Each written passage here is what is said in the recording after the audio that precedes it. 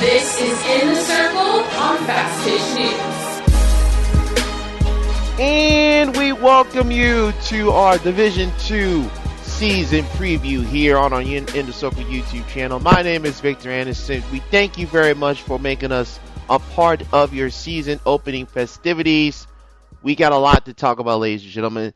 First announcement. This will be your home for D2 Tuesdays every Tuesday from now until a national champion is crowned in Chattanooga, Tennessee on Memorial Day Monday. Every Tuesday, 2 p.m., we will be here on our YouTube channel. Sometimes it will be in a podcast platform that you'll hear right now. Sometimes we may be live. Sometimes it will be just me talking about the rankings. Sometimes it may be an interview we have with a coach or someone who talks about Division II.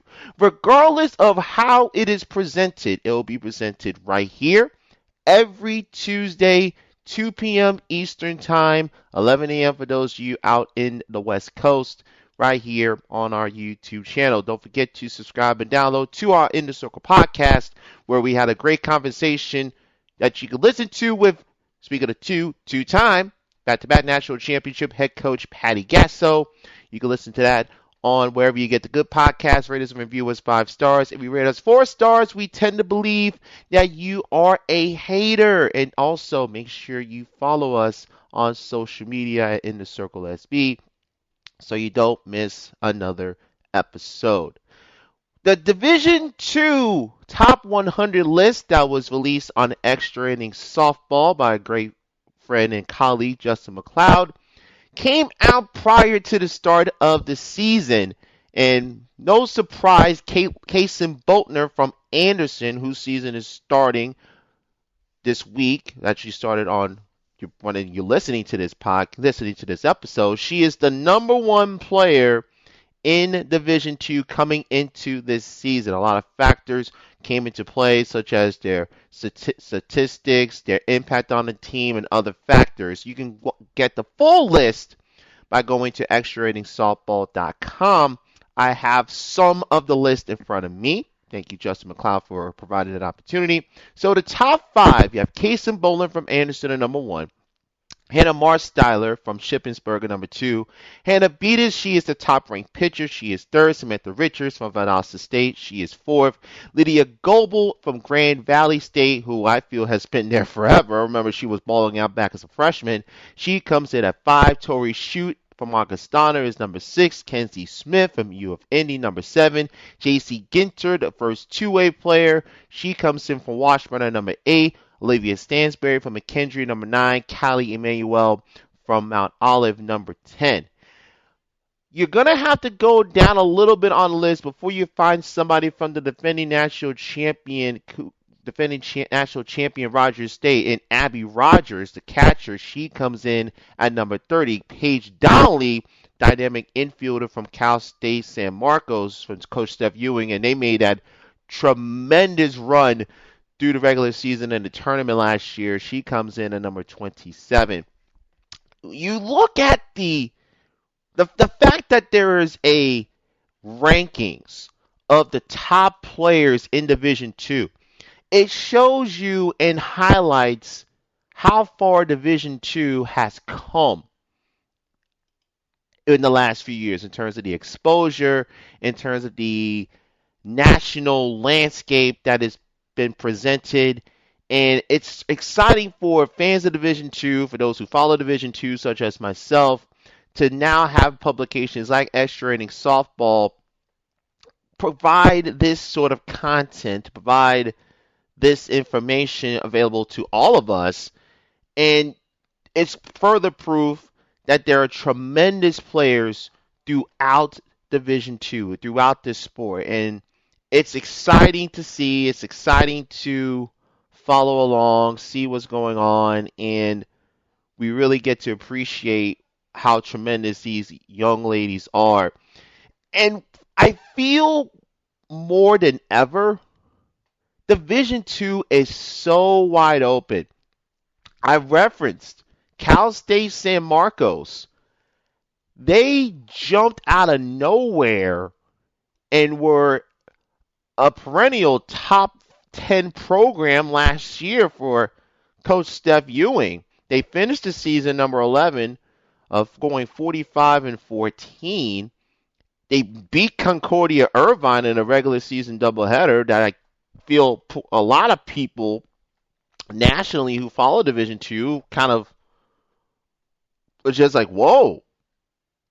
Kind of put them on the it kind of put them on the map in terms of nationally. We had Coach Ewing on a podcast last year as they were getting ready for their doubleheader for their series with Cal State Dominguez Hills, and she reflected that.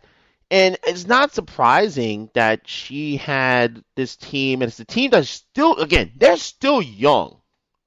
That's the scary thing. That this is a team that is still young, that they're still growing into what they could potentially be as both athletes and as student athletes. And it's going to be very fun to watch to see how they develop and what happens with them in 2022. And here's the thing as well. Now they have to play with expectations. Now they have to play with the target on their back, and they can't sneak up on anybody this year. That's no longer a possibility. They know that everybody's going to be coming for them, and they're going to be ready to take care of business in 2023.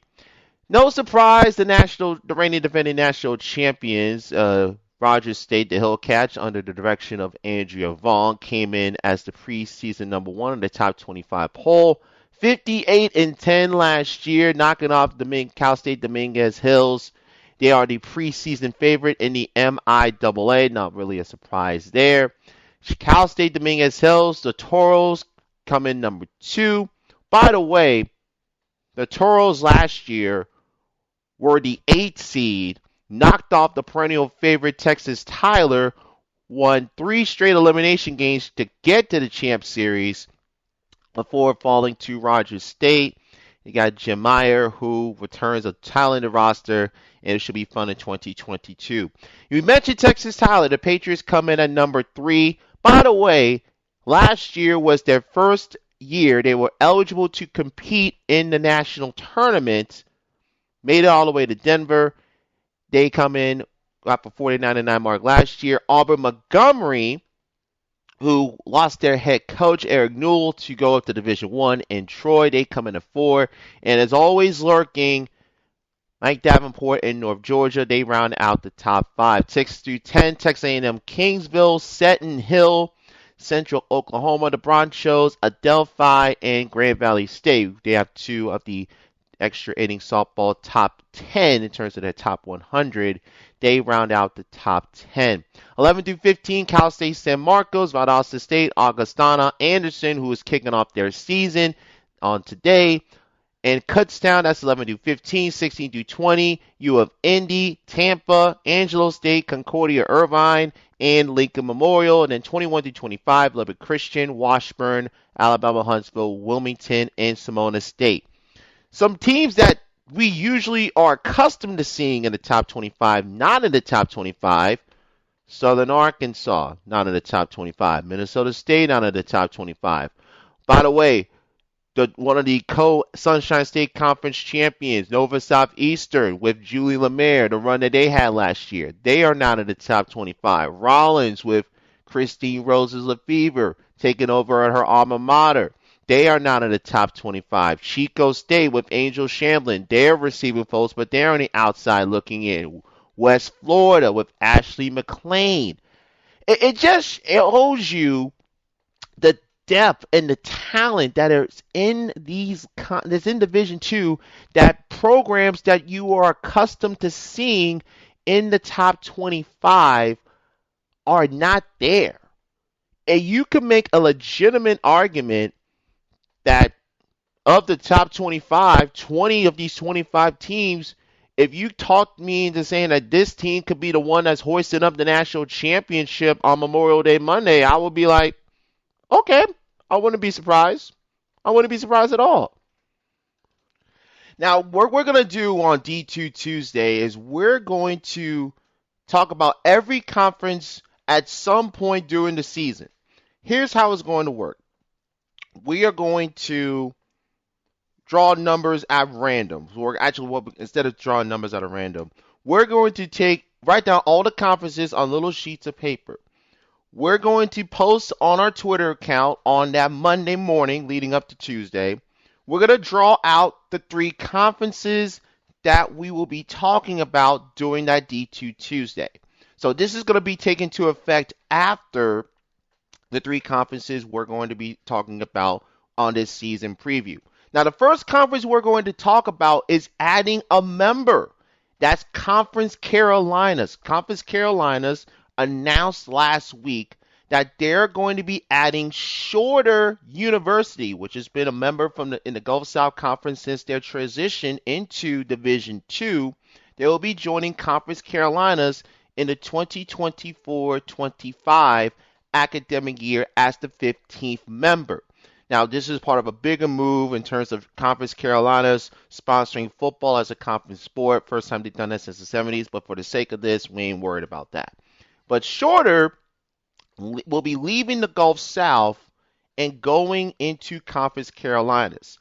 Now, why this is a significant move is, again, it gives them 15 members of the conference, and Conference Carolinas announced earlier in November of last year that they will be adding Young Harris from the Peach Belt to Conference Carolinas. That's going to be effective on 2023-2024. So just to keep that in mind, next season will be the first year for Young Harris in Conference Carolinas, and then the following year you will have Shorter joining the league. So they'll be giving the league 15 full members. Now, this has been a kind of a move for Conference Carolinas as of late. They added UMC Pembroke back into the league effective 2021, and then we mentioned the addition of Young Harris. That'll be in effect next year. So that'll be a very fun league, very fascinating league to look out for, because with Francis Marion, Mount Olive, North Greenville, how that conference will be playing itself out going into the future of Conference Carolinas, which is really trying to get themselves into that top third of conferences within the Division II landscape. I mentioned Mount Olive, Day, and King are on top of the preseason polls. King, the regular season tournament champions. Mount Olive, who shared the championship with the Tornadoes, they received 132 points. King received 6 first place votes, which is the tiebreaker. Mount Olive received 4. Francis Marion came in third. Emmanuel fourth, and Belmont Abbey rounds out the top 5. And when you're thinking about the conference, you look at King, you look at Raquel Miller, senior catcher and infielder. She was a first-team All-Conference selection, second-team All-American, and a first-team All-Southeast Region selection. And then you have Mount Olive, Callie Emmanuel, who was the Conference Carolinas Player of the Year and first-team All-American by the D2CCA, second-team All-American by the NFCA, and also a first-team All-Region selection. But keep an eye out on Emmanuel in Conference Carolinas this year, led by a trio of seniors, Danielle Caraxon, Savannah Rawson, and Rachel Davis. Led by Emmanuel with their trio of Mackenzie Hodgson, a senior first and third baseman, second team All-Conference, Caitlin Pickens, and Gabby Buffington, a sophomore out of Georgia. Now we will go to the conference where the defending champions reign, and that's the MIAA in Rogers State. Rogers State, the preseason favorite, not really a surprise. Washburn, who, oh, by the way, they won the regular season championship, and because Washburn stumbled in the conference tournament, Rogers State was able to get themselves on a roll, win the conference tournament, get themselves that 1 seed in the region, and we all know how the season ended for Coach Vaughn and company. Washburn comes in second, just 3 points overall behind Rogers State. The Bronchos come in third. Missouri Western is fourth. Missouri Southern is fifth. The Jennies of Central Missouri round out the top 6. It's going to be a very fun year in terms of what will be happening with the MIAA, especially with Rogers State, with Washburn, with Central Oklahoma, how those schools will all battle with each other, because it's a likely possibility whichever team wins the MIAA tournament championship, similar to Rogers State last year, whichever team wins that conference tournament could end up being that number 1 seed in the Central region. And we all stress so many times the importance of having that home field advantage when you play in the postseason, especially when you're in a regional circumstance. By the way, in case you're wondering, Central Oklahoma for MIAA action, they go to Rogers State April 15th. By the way, that's the day you need to pay your taxes, ladies and gentlemen. So just note that. And then they don't play Washburn in conference. So the Broncos get a little bit of, actually they do play Washburn. They play them on March 11th, but those 2 series, Washburn, Rogers State, Central Oklahoma, is on the road. Something to keep in mind with that. It's going to be a very fun year with the MIAA. Now we go to the Lone Star Conference, which in just a few years, I feel has emerged as the powerful I used to call the Gulf South Conference the SEC West, the SEC of Division II softball. That now has shifted heavily towards the Lone Star Conference, although Texas Tyler I don't want to say they're not the unanimous favorite. They received 35 of the possible 37 first place votes. Keep in mind, coaches cannot coach for their own coaches cannot vote for their own teams. You can tell it's my first D2 talking of the year because I'm like Porky Pig all of a sudden.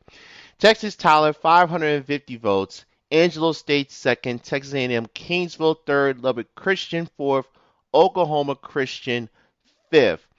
And Paxton Sheriff Angelo State tabbed preseason player of the year. The senior for Angelo State was also their female academic athlete of the year. Led the league hitting with an .842 slugging percentage, 72 RBIs, 23 home runs. So the first team All-American will lead the Ramblers back to the tournament in a big run in 2023. Tatum Golf from Texas Tyler, preseason pitcher of the year, 13-6, 1.99 ERA, 143 strikeouts. Oh, by the way, she also led the team with 10 home runs and hit .379. So just something to keep in mind. An interesting note for the Lone Star Conference this year. All 15 teams will be playing against the league opponent. So yes, 15 teams, single round robin schedule with 3 games against each league opponent. The league champion will be the teams with the best winning percentage. And then the top 10 teams will play in the Lone Star Championship May 4th through 6th. The number 1 seed will be hosting. So that is going to be that's going to be very fascinating to watch with the Lone Star Conference. Players to watch in the Lone Star Conference, Kamari Edwards out of Cameron. I really think Cameron can make a strong push to challenge to get into that top 5. St. Edwards, Megan Morris, they made a push last year to try and make it to the postseason. Brittany Rufus from West Texas A&M, about to throw in Ruby Salzman and company. In terms of pitchers, Genesis Armides, a junior from Angelo State, will look to lead their staff. And Lizette the Angel, junior, Texas A&M Kingsville. They always find great pitching for Kingsville. She might be the next one in that long line of arms for Texas A&M Kingsville. So those are the first 3 conferences that we have discussed here on D2 Tuesday. And while we're going to select the conferences once again, we will have all of the conferences in kind of like a bowl. We'll have some creative name for it at some point. Then, On the Monday leading up to that episode, we will pull 3 conferences out of said bowl, and those will be the 3 conferences that we will talk about. Those will be, again, those conferences will be chosen at random. That way there will be no funny business. I may even decide to film it that way for integrity purposes. So teams can say, well, you ain't talking about this conference. You're not talking about that conference. For all references on how we select the conferences, make sure you listen to this portion of our season preview. That way you get everything lined up and set and ready to go there. Our good friend Wayne Cavaldi, who we'll be hoping to have join us for one of our D2 Tuesdays at some point during the season, he came out with his Division II preseason top 10 power rankings. And not really a surprise, the defending champions, Rogers State, lead the top 10 power rankings for Mr. Cavaldi. Auburn Montgomery comes in at second. Avery Dickerson and all 3 pitchers return back for AUM, who won at least 11 games last year. Cal State Dominguez Hills comes in at number 3. Raquel Jaime back. Maya Lopez, Kaylee Hull also returned for them. Think about this. Lopez and Hull combined for 44 of the 45 Toros wins last season. Got a feeling that might serve them well in 2023. North Georgia, number 4. North Georgia may be a more offense-based team. We know what we're going to get from the pitching. That's a standard from Coach Davenport ever since we started this podcast. But the offense might be the tipping point to get them back to Chattanooga, led by Madison Simmons and Maddie Perry. Texas Tyler, number 5. Central Oklahoma with J.C. Minter, number 6. Grand Valley State, we talked about them with Lydia Goebel, Hannah Butis at number 7. Adelphi, number 8. Keep an eye on Adelphi. That might be a dark horse team who could potentially win it all. Claire Fawn, Lizzie Hibbs, who had a 1.28 ERA and 477 strikeouts. They may be the best 1-2 punch in college, in Division II softball, but there are a couple of young ladies in Tampa who are maybe listening to this and say, "Hey, we're the ones ranked in the top 15." That's Mariah Gallhouse and Mary Beth Feldman from Tampa. Coach Cantor, once again, ever since I followed Tampa, going back to my days broadcasting for Rollins College, they always either have an ace and then an ace in waiting. But Tampa, Gallhouse, and Feldman, let me put it this way. If those 2 pitch up to their potential and Tampa can get some consistent offense, Tampa could be in for some special things in 2023. I would just leave it at that. But they'll have to go through a very rigorous Sunshine State Conference in order for that to take place. Cal State San Marcos, we mentioned Steph Ewing and her bunch. They come in at number 9. And Seton Hill round out the top 10. And then the first 5 out are going to Wayne. He has Angelo State, Augustana, Kutztown, Texas A&M Kingsville, and Valdosta State. So that rounds out his Division II power rankings, the top 10, and the first 5 out. Of course, you can tweet Wayne at Wayne Cavaldi, Cavadi for the last name _D2, and we will work to have him on the podcast at some point so we can talk about the Division II landscape for 2023. So that's going to wrap up our season preview. Again, we want to thank you very much for listening. This will be your home for D2 Tuesday right here on our YouTube page every Tuesday. Sometimes it will be recorded. Sometimes we will go live. Sometimes it will just be me ranting about the weekend and what events that I saw. Sometimes it may be an interview with a coach. Sometimes it may be with a guest who saw something from Division II. Whatever it is, this will be the place you will go for D2 Tuesday. Yes, I know it's a Wednesday, but we usually have it on a Tuesday. Every Tuesday, 2 p.m. right here on the Inner Circle YouTube channel. So do me a favor before you finish listening, go to the subscription section, click subscribe, go to that notification bell, click on notifications, so that way you can know when D2 Tuesday comes up and also when any video is posted right here on In the Circle. For you who are looking forward to our season preview for on the Division I side, our live season preview will be right here Saturday night 8 p.m. Eastern, 7 p.m. Central Time. It will be myself, Eric Lopez, extra inning softball. Justin McLeod will be joining us. Jenna Becerra from Believe in Softball will be on our live show. Caitlin Arnold, ACC Network extra analyst, former Florida State pitcher. She will also be on the show. And we're working on one more guest. We may make an announcement about that on our podcast coming up on Friday. And, well, since Eric's not here, and I don't think he's listening to this, coming up on our episode on Friday, this is why you get to subscribe to our YouTube channel, because you get to hear exclusive just like what I'm about to give you right now.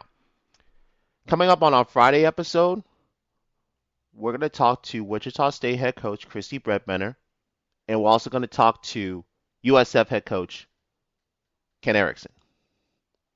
But don't tell Eric I told you that. Shh. Just keep that between us.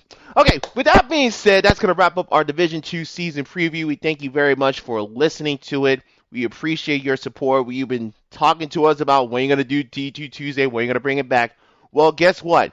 It's going to be back. It's going to be here exclusively on YouTube, and we're going to make it bigger and better than what we did in our infant year of Division II, D2 Tuesday. So again, thank you very much for listening. Thank you so much for your support of the podcast.